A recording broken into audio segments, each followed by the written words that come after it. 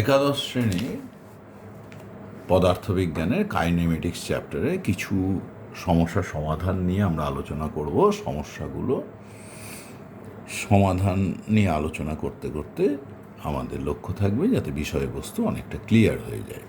বলছে 2 points move in the same straight line starting at the same point in it. অর্থাৎ দুটো particle same straight লাইনে move করছে, একই সরলরেখায় মুভ করছে, একই বিন্দু থেকে যাত্রা শুরু করে। এবার কি বলছে? The first moves with constant velocity u. তাহলে প্রথমটা যাচ্ছে কি কনস্ট্যান্ট ভেলোসিটি ইউ নিয়ে। আর কি বলছে?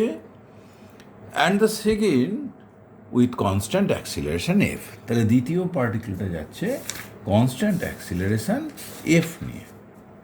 এখন প্রশ্ন কি? প্রশ্ন হচ্ছে during the time elapses the second catches the first. কিছু সময় পরে দ্বিতীয়টা প্রথমটাকে ধরে ফেলবে। বলছে greatest distance between the particle is. এই পার্টিকেলগুলোর মধ্যে সর্বোচ্চ দূরত্ব কত হবে? ধরা যাক এ বিন্দু থেকে দুটো পার্টিকেল যাত্রা শুরু করেছে, প্রথমটা ইউ বেগে আর দ্বিতীয়টা এফ সমতরণে। তাহলে প্রথম পার্টিকেলটা ধরি টি সময়ে ওদের মধ্যে দূরত্ব সর্বোচ্চ। তাহলে টি সময় প্রথমটা গেছে ইউটি দূরত্ব, দ্বিতীয় পার্টিকেল কত দূর গেছে? Half f t square. তাহলে তাদের ব্যবধান S1 মাইনাস S2 যদি এস হয়, এস সমান u t minus half f t square. এবার দেখো যখন ওদের ব্যবধান সর্বোচ্চ হবে তখন কি হবে? ডিএস ডিটি সমান 0 হয়ে যাবে। তাহলে ডিএস ডিটি সমান কত? U minus half f into t স্কোয়ারের ডিফারেন্সিয়েশন টোয়াইস টি। অর্থাৎ এই 1 নম্বর সমীকরণে দুই পক্ষকে টি এর রেসপেক্টে আমরা ডিফারেন্সিয়েট করে দিলাম। এবার ডিএস ডিটি 0। তাহলে দেখো এখানে আমরা পেয়ে যাচ্ছি কোন সময়ে হলো? টি সমান সমান ইউ বাই এফ, কারণ এফ টি সমান ইউ, তাহলে টি সমান ইউ বাই এফ। এইবার সেই সময়ে ওদের ব্যবধান কত হবে এটাই প্রশ্ন। তার মানে সেই সময় এস এর মান কত হবে? তা দেখো এস সমান টি এর জায়গায় কত বসাবো? U by f. তাহলে u into u by f minus half f into u square by f square. T এর মানটা বসিয়ে দিলাম ইউ বাই এফ এই 1 নম্বর সমীকরণে। তাহলে দেখো কত হলো? প্রথম টার্মটা হলো u square by f minus দ্বিতীয় টার্মের জন্য আবার কত আসছে? ইউ স্কোয়ার বাই 2f, বিয়োগ করলে হলো ইউ স্কোয়ার বাই 2f। তাহলে ওদের ব্যবধান হলো কত? U square by 2f। এইভাবে আমরা খুব সহজে প্রথম প্রশ্নের সমাধান করে ফেললাম। এইবার আমরা দ্বিতীয় প্রশ্নে যাই।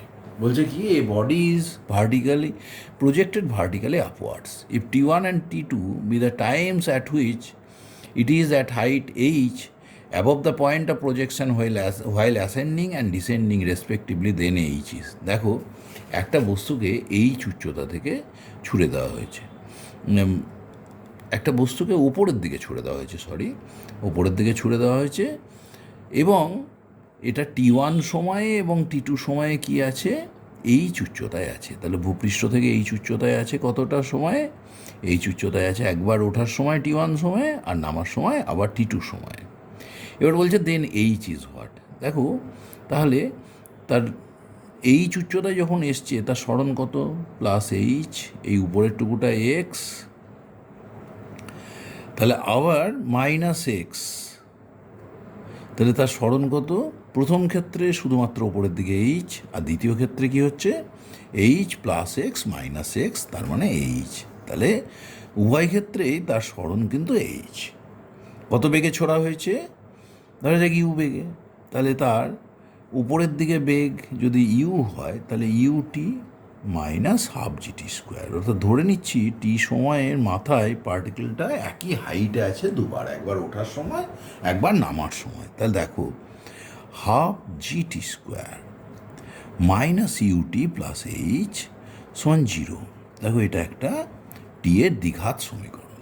এবার তোমার কাছে কী চেয়েছে? দেন এইচ ইজ। তাহলে আমরা টি এর কী করবো? টি এর দেখো আমরা দুটো সমাধান লিখে ফেলবো, কারণ T1 T2 কিন্তু একবার অ্যাসেন্ডিংয়ের টাইম একবার ডিসেন্ডিংয়ের টাইম। সুতরাং T1 T2 দরকার, অর্থাৎ সেই সময় দুটো দরকার, তবেই আমি অ্যাপ্রোচ করতে পারবো।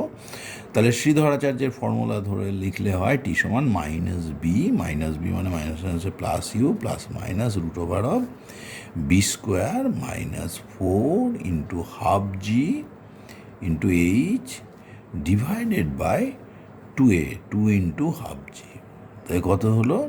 দেখো 2 আর হাফ কেটে গেল, জি থেকে গেল এখানে, তাহলে এখানে হলো u plus minus root over of u square minus 2gh by G.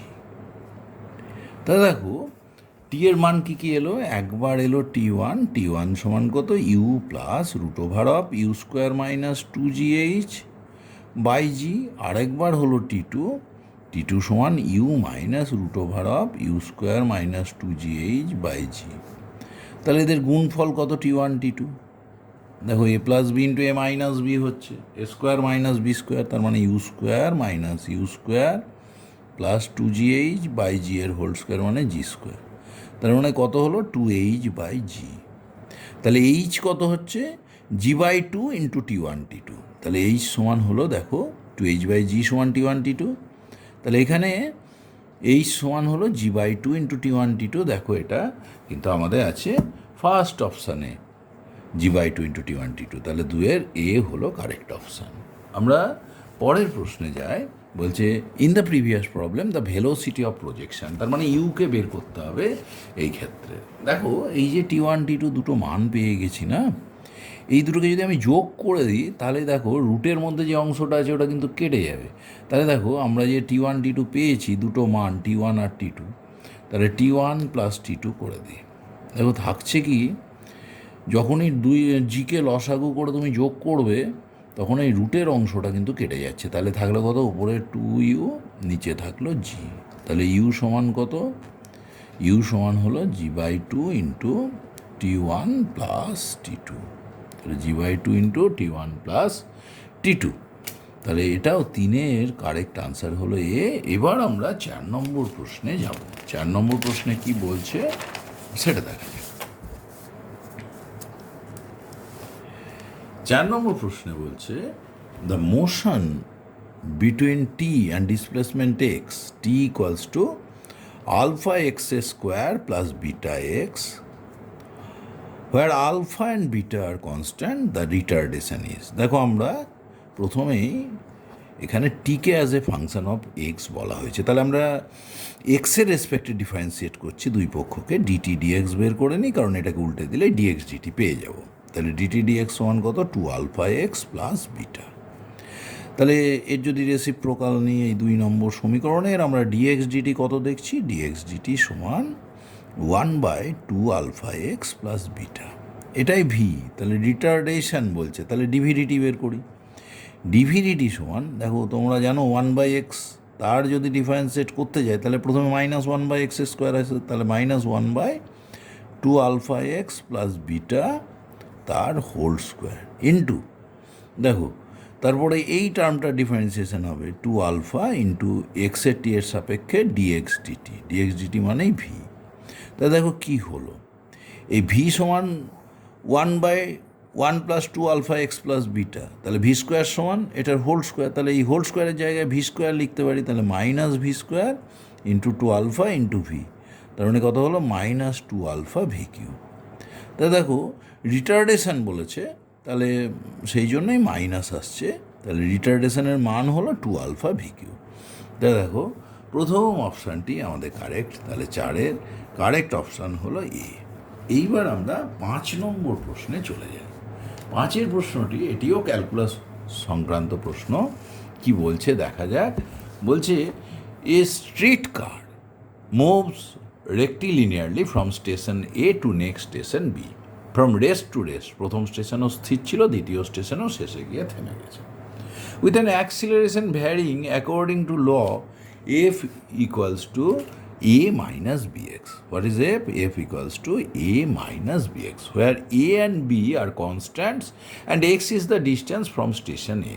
The distance between the two stations and maximum velocity are. তাহলে দুটো স্টেশনের মধ্যে ডিস্টেন্স কত এবং ম্যাক্সিমাম ভেলোসিটি কত এটা আমাদের বের করতে হবে। দেখো এফ মানে তো হলো আমাদের ভি ডিভিডিএক্স, মানে তোমরা তো জানো এফ সমান ডিভিডিটি।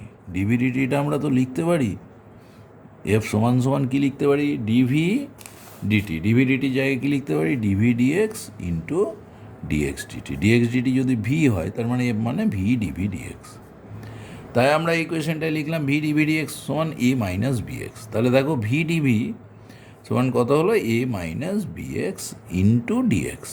এবার দেখো যদি আমরা ইন্টিগ্রেশন করে দিই তাহলে ভি স্কোয়ার বাই টু সমান a x minus b x square by two. এইবারে দেখো আমাদের বলেছে ম্যাক্সিমাম ভেলোসিটি বের করতে। ম্যাক্সিমাম ভেলোসিটি যদি ম্যাক্সিমাম হয় তাহলে সেখানে ডিভি ডিএক্স সমান 0 হবে।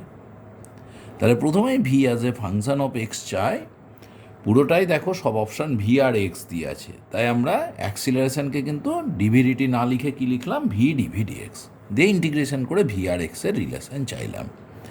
এইবার দেখো ডিভি ডিএক্স যদি 0 হয় তাহলে ভি ডিভি ডিএক্সও 0, তার মানে কি হয়ে যাবে এ মাইনাস বি এক্স সমান 0। কখন এটা হবে, যখন ভেলোসিটি হবে ম্যাক্সিমাম। তাহলে এক্স সমান কত, দেখো এ বাই বি। তাহলে এ বাই বি এই দূরত্বে গিয়ে দেখা যাচ্ছে ভেলোসিটিটা হলো ম্যাক্সিমাম। এবার বলছে স্টেশন দুটোর মধ্যে দূরত্ব কত। দেখো আমরা দেখেছি ভি স্কোয়ার বাই টু সমান a x minus b x square by two. দ্বিতীয় স্টেশনটাতে গিয়েও যদি তুমি ভিটি লেখচিত্র নিতে, দ্বিতীয় স্টেশনটাতে গিয়েও কিন্তু গাড়িটা কিন্তু থেমে গেছে, তাই না? তাহলে গাড়িটা যেহেতু দ্বিতীয় স্টেশনে থেমে গেছে তাহলে তার ভি তখনও 0। তাহলে ভি সমান 0 পুট করলে এক্সের মান থেকে স্টেশন দুটো দূরত্ব পাবো। তাহলে ভি সমান যদি আমরা 0 পুট করি তাহলে a x minus b x square by two সমান 0। তাহলে এক্স যদি কমন নিই a minus b x by two সমান 0। তাহলে কী হবে, হয় এক্স 0 অথবা এ সমান বি এক্স বাই টু, অতএব এক্স সমান 2a বাই বি। তাহলে হয় x0 মানে তো প্রথম স্টেশন, তা তো চাইনি, স্টেশন দুটোর ব্যবধান চেয়েছে, তাহলে দ্বিতীয় এক্সের মানটাই হবে ব্যবধান 2a বাই বি। তাহলে এক্স হলো 2a বাই বি। আর দেখো আমাদের কি এসছিল এখানে, কিন্তু আমাদের আর কি চেয়েছিল, দেখো আমাদের প্রথমটা যেটা চেয়েছিল সেটা কিন্তু বেরিয়ে গেছে। কি বেরিয়ে গেছে, যে স্টেশন দুটোর ব্যবধান। আর কোন দূরত্বে গিয়ে এই ভেলোসিটিটা ম্যাক্সিমাম হয়েছিল, এ বাই বি। এইবার কিন্তু ভেলোসিটির ম্যাক্সিমাম মানটা কিন্তু আমাদের বেরোয়নি, কোন দূরত্বে গিয়ে ম্যাক্সিমাম হয়েছিল, এ বাই বি। তাহলে সেই দূরত্বে ভেলোসিটির ম্যাক্সিমাম মানটা কী হবে, বি স্কোয়ার বাই টু সমান এক্সের জায়গায় এ বাই বি বসালে a into a by b মানে হলো a square by b, minus b by two into এক্সের জায়গায় কত হবে, এ বাই বি বসালে এক্স স্কোয়ারের জায়গায় হলো a square by b square. দেখো কেটে কুটে হলো কি a square by b minus a square by two b. তাহলে কত হলো a square by two b সমান ভি স্কোয়ার বাই টু। তাহলে ভি স্কোয়ার বাই টু যদি এটা হয় তাহলে ভি সমান কত, এই টু কেটে গেল, এ স্কোয়ার বাই বি তার রুট, তাহলে হলো এ বাই রুট বি। তাহলে ম্যাক্সিমাম ভেলোসিটি হলো এ বাই রুট বি, আর দূরত্ব হলো দুটো স্টেশনের মধ্যে 2a বাই বি। তাহলে দুটো স্টেশনের মধ্যে দূরত্ব 2a বাই বি, আর ভি ম্যাক্স হলো এ বাই রুট বি। সুতরাং এইখানেও আমাদের কারেক্ট আনসার এ। তাহলে 5-এর কারেক্ট আনসার হলো এ। এবার আমরা 6 নম্বর প্রশ্নে দেখি কি বলছে। 6 নম্বর প্রশ্ন, একটা কার্ভ টানা আছে। কার্ভটা কি, ভি ভার্সেস এক্স একটা কার্ভ টানা আছে, ওয়াই অ্যাক্সিসে ভি, এক্স অ্যাক্সিসে এস। বলছে কি, a particle is moving along a straight line whose velocity displacement graph is as shown in the figure. What is the magnitude of acceleration when displacement is 3 metre. দেখো magnitude of acceleration চাই, v s graph. একটু আগে আমরা দেখলাম এ সমান কত, V DV DS. দেখো যখন ডিসপ্লেসমেন্ট 3 মিটার, ভেলোসিটি কিন্তু কার্ভেই দেখা যাচ্ছে 4 মিটার পার সেকেন্ড, তাহলে ভি এর মান হলো 4। ডিভিডিএস তার মানে এই কার্ভের যে স্পর্শক তার নতি কোণ কত, দেখো এক্স অক্ষের ঋণাত্মক দিকের সঙ্গে 60 ডিগ্রি কোণ আছে, তাহলে ধনাত্মক দিকের সঙ্গে কোণটা কত, 120 ডিগ্রি। তাহলে কী হবে, ডিভিডিএক্সের মান ট্যান 120 ডিগ্রি, ট্যান 120 মানে মাইনাস ট্যান 60 মানে হলো মাইনাস √3। তাহলে অ্যাক্সিলারেশনের মান -4√3, অ্যাক্সিলারেশন হলো -4√3। শুধু যদি ম্যাগনিটিউড বলে, মান বলে, তাহলে 4√3। সুতরাং কারেক্ট অপশান আবারও আসছে কি, এ। সুতরাং আমাদের 6 নম্বর প্রশ্নে কারেক্ট অপশান হলো এ। এবার আমরা 7 নম্বর প্রশ্নে যাই। 7 নম্বর প্রশ্নে কি বলছে, বলছে 6 particles situated at the corners of a regular hexagon of side D moves at a constant speed v.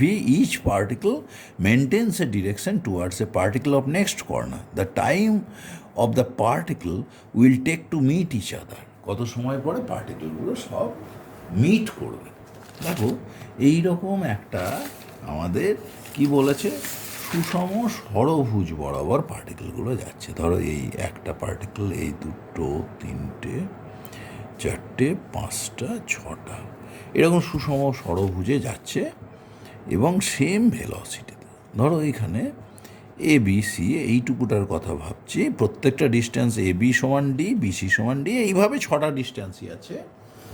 A B বরাবর একটা পার্টিকেল যাচ্ছে ভি বেগে, বিসি বরাবর আরেকটা যাচ্ছে ভি বেগে। এবার দেখো যদি এই বিসি এর যে পার্টিকেলটা সে যদি স্থির থাকতো, তাহলে দ্বিতীয়টার যে আপেক্ষিক বেগ হতো সেই আপেক্ষিক বেগে সে যদি এবি বরাবর ডি দূরত্ব যায়, যে যে যে সময় লাগবে সেই সময় পরেই তারা মিট করবে। তাহলে কী হবে, এই বিসি এর পরিপ্রেক্ষিতে এ বি এর আপেক্ষিক বেগ বের করব। তার মানে কি, এ বি এর আপেক্ষিক বেগ মানে এ বি এর প্রকৃত বেগ আর বিসি এর বিপরীত বেগের লব্ধি। তাহলে বিসি এর বেগ কোন দিকে, বি থেকে সি, তাহলে তার বিপরীত বেগ কী হবে, সি টু বি। তাহলে এই লব্ধি ভেক্টর কী হবে, দেখো দুটোরই মান ভি, দুটো কত কোণে আছে, এটা 120 ডিগ্রি কোণে, তাহলে ওদের লব্ধিও হবে ভি। তার কম্পোনেন্ট কোন দিকে, এদিকে 120 ডিগ্রি, দুটো ভেক্টরই সমান, তাহলে মধ্যের কোণটাকে 60 ডিগ্রি কোণে ছেদ করবে। তাহলে এই যে ভি, এই লব্ধি, তার এবি বরাবর উপাংশ কত, ভি কস 60 ডিগ্রি, তার মানে কত, v/2। তাহলে টাইম নেবে কত, t equals to d divided by v/2, তাহলে কত হলো 2d/v।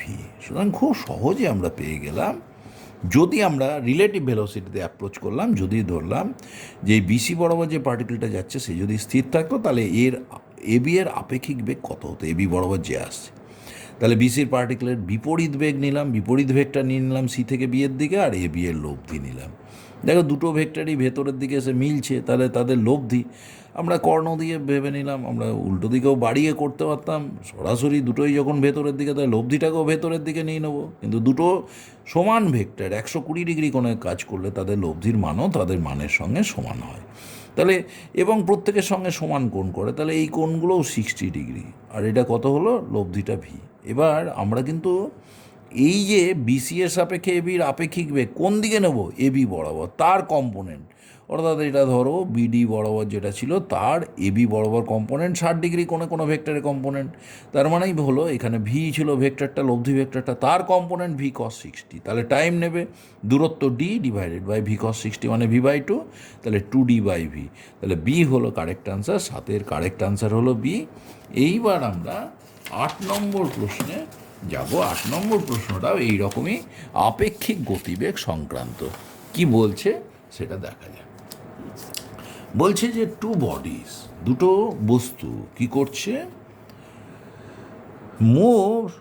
Move in a straight line towards each other with initial velocities v1 and v2 with constant acceleration a1 and a2 directed against the corresponding velocities. তাদের যা বেগ তার বিপরীত দিকে acceleration, মানে মন্দন নিয়ে আসছে।